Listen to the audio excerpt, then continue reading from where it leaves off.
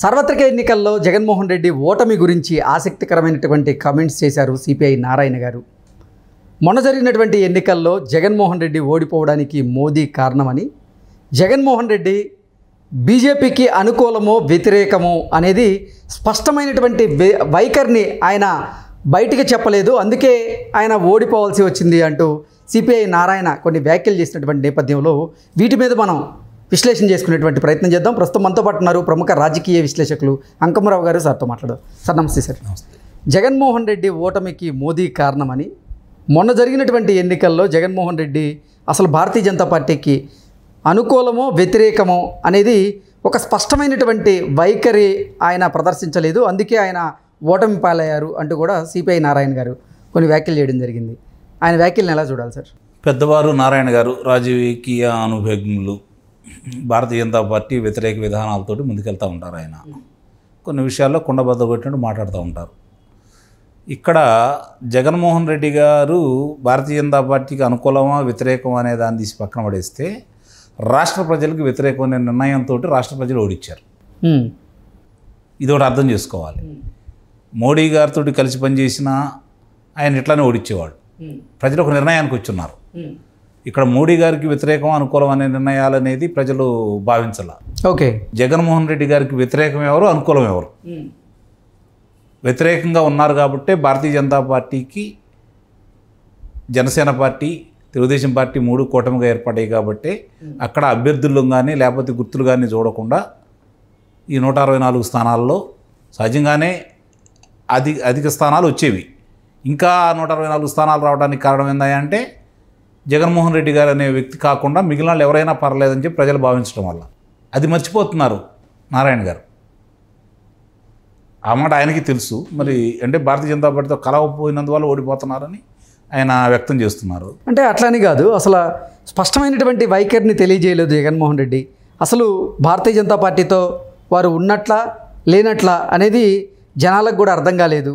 వీరు కూడా వైకాపా నాయకులు కూడా ఒక స్పష్టమైనటువంటి నిర్ణయం జనాలకి తెలియజేయలేదు అన్నట్లుగా ఆయన మాట్లాడుతూ ఉన్నారు. భారతీయ జనతా పార్టీతో ఉన్నారు అని చెప్పి భారతీయ జనతా పార్టీ మీద వ్యతిరేకత వచ్చిందని చెప్పని భారతీయ జనతా పార్టీ వాడు భావించబట్టే దాంట్లోంచి బయటపడటానికి తెలుగుదేశం పార్టీతో కలిశారనేది వాస్తవం.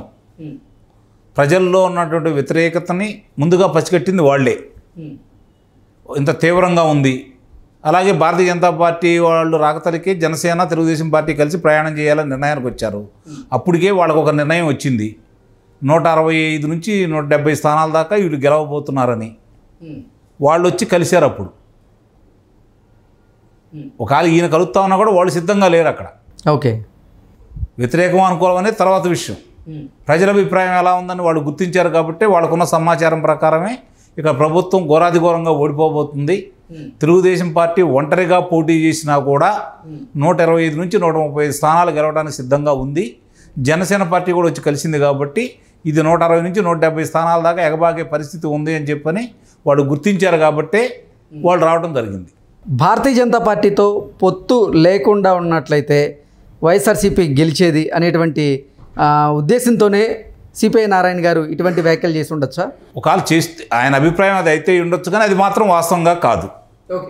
ఎందుకంటే ఇందాక నేను ఉదాహరించినట్టు జగన్మోహన్ రెడ్డి గారికి వ్యతిరేకంగా ఓట్లు వేయాలని నిర్ణయించుకున్నారు. కారణం ఏంటంటే ఒక వర్గం కాదు, ఒక కులం కాదు, ఒక ప్రాంతం కాదు. ఆయన ఎవరిని వదిలిపెట్టలేదు. వ్యాపారాల్లోనూ వాళ్ళ మనుషులు దొరబడ్డారు. ప్రజాస్వామ్యాన్ని హత్య చేశారు. రాష్ట్రంలో జరిగిన అరాచకాలకి, అక్రమాలకి, దోపిడీలకి, దొంగతనాలకి, హత్యలకి చాలా స్పష్టంగా వాళ్ళ ముద్ర అనేది స్పష్టంగా ఉంది. వాళ్ళ ప్రమేయంతో జరిగింది ప్రజలందరికీ అర్థమైపోయింది. భయపడ్డారు. ఎందుకంటే పెద్ద పెద్ద నాయకుల్ని వాళ్ళు ఏ విధంగా వేధించారో, వాళ్ళు ఎలా ఇబ్బంది పెట్టారో చూశారు. కాబట్టి వాళ్ళ చేతిలో ఉన్నటువంటి బ్రహ్మాస్త్రం ఓటు అనే ఆయుధం, దాన్ని సరైన సమయంలో సరిగ్గా వినియోగిద్దాం అనుకున్నారు. 2023లో తొందరపడి ముందే కూసింది కోయిల. శాసనమండలి ఎన్నికల్లో ముగ్గురిని గెలిపించారు. అప్పటికైనా వాళ్ళు ఆలోచించుకోవాల్సింది, ఆలోచించుకోలేదు. ప్రజల యొక్క నిర్ణయం అప్పుడే తెలిసిపోయింది. ఇక ప్రజాస్వామ్యయుతంగా జరిగిన ఎన్నికల్లో సంపూర్ణంగా వాళ్ళ యొక్క అసమ్మతిని వ్యక్తం చేశారు. అది వీళ్ళు గుర్తించాల. ఇంకా పథకాలు గెలిపిస్తాయి, నా కులం నన్ను గెలిపించింది, నా మతం నన్ను గెలిపించింది, నా ప్రాంతం నన్ను గెలిపించింది అని చెప్పని భావించారు. ముఖ్యంగా ఆ ప్రాంత వాసులే ఆ ప్రాంతంలో జరిగిన అన్యాయానికి, అక్రమాలకి అన్నమయ్య ప్రాజెక్టు సజీవ సాక్ష్యం, గండికోట రిజర్వాయర్ సజీవ సాక్ష్యం, అక్కడ ఉన్న రోడ్లు సాక్ష్యం, జరుగుతున్నటువంటి కార్యక్రమాల సాక్ష్యం, అక్కడ జరిగినటువంటి అబ్దుల్ సలాం లాంటి వ్యక్తుల ఆత్మహత్యల సాక్ష్యం, ఇవన్నీ వాళ్ళ మనసుల్లో బలంగా ఉంది కాబట్టి వాళ్ళు ఈ నిర్ణయానికి వచ్చారు. ఆ ప్రాంత వాసి అయ్యి రాజశేఖర రెడ్డి గారి అబ్బాయి అయ్యి 52 స్థానాలకి 49 స్థానాలు గెలిచినటువంటి ఇదే జగన్మోహన్ రెడ్డి గారు 2014లో పరిస్థితి చూశారు. ఒకే ఒక్క స్థానం కడపలో వచ్చింది. అలాంటి చాట కూడా ఈరోజు ఆయనకు 3 స్థానాలు వచ్చి కూటమికి 7 స్థానాలు వచ్చే పరిస్థితికి వచ్చిందంటే కారణం ఎంత తీవ్రంగా వ్యతిరేకించారో ఆలోచించుకోవాలి. అక్కడ భారతీయ జనతా పార్టీని కూడా గెలిపించారు కదా కడపలో. అవును. జనసేన పార్టీని కూడా గెలిపించారు కదా. నిన్ను మాత్రం ఓడిచ్చారు కదా. కారణం ఏంటి? ప్రజల్లో ఉన్నటువంటి బలమైన కోరిక జగన్మోహన్ రెడ్డి గారు తిరిగి అధికారంలో రాకూడదు. తన భవిష్యత్తే కాదు, తన బిడ్డల భవిష్యత్తు కూడా ఆలోచించారు ప్రజలు. రేపు రాబోయే తరాల భవిష్యత్తు గురించి ఆలోచించారు. ఇప్పుడు ఆంధ్ర రాష్ట్ర ఈ దుస్థితికి కారణం ఏందని చెప్పి ఒక నిర్ణయానికి వచ్చిన తర్వాతే దానికి రెండో వాళ్ళు భారతీయ జనతా పార్టీ కూడా కారణమని అంతకుముందాక భావించిన మాట వాస్తవం ప్రజలు.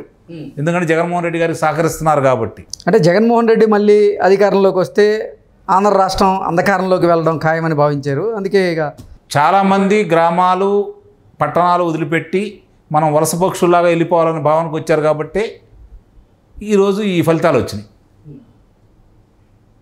జగన్మోహన్ రెడ్డి గారు మళ్ళంటూ వస్తే ఆంధ్ర రాష్ట్రం అనేది, ఆంధ్రప్రదేశ్ అనేది భారతదేశ చిత్రపటంలో తొలగించాల్సి వచ్చిందనే భావన వచ్చింది వాళ్ళకి. ఓకే. అంత ఘోరాతి ఘోరమైన పాలన జరిగిందని వాళ్ళు భావించారు కాబట్టి ఆయనకి ఈ విధంగా 11 స్థానాలకే పరిమితం చేశారు. ఇది మాత్రం వాస్తవం. కూటమి ప్రభుత్వం కొలువుదీరిన తర్వాత ఆంధ్రప్రదేశ్లో అంటే గతంలో జగన్మోహన్ రెడ్డి పాలనలో జరిగినటువంటి అవినీతి అవకతవకలు, ఏ శాఖల్లో అవినీతి జరిగింది, ఏ శాఖల్లో అవకతవకలు జరిగాయి అనేది కూడా ఒక్కొక్కటిగా బయటకు వస్తూ ఉన్నాయి. మంత్రులు చేసినటువంటి భారీ అవినీతి స్కామ్లు ఒక్కొక్కటిగా బయటకు వస్తున్నటువంటి నేపథ్యంలో ఏంటి అసలు వైఎస్ఆర్సీపీకి సంబంధించినటువంటి మినిస్టర్లు ఎవరెవరు జైలు బాట పట్టే అవకాశం ఉంది అంటే ఏం చెప్తారు సార్?